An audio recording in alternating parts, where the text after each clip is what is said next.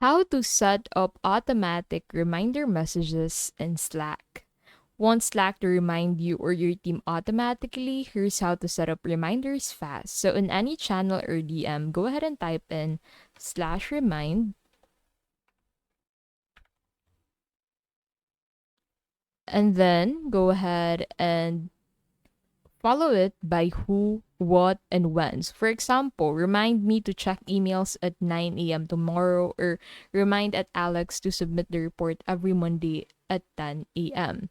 So you can also manage the reminders by typing type remind list to see all your active reminders. From here, you can mark them complete or delete them. So for example, I want to add a new reminder. So once I enter /remind list, I should find this reminder. And that is how to set up automatic reminder messages in Slack.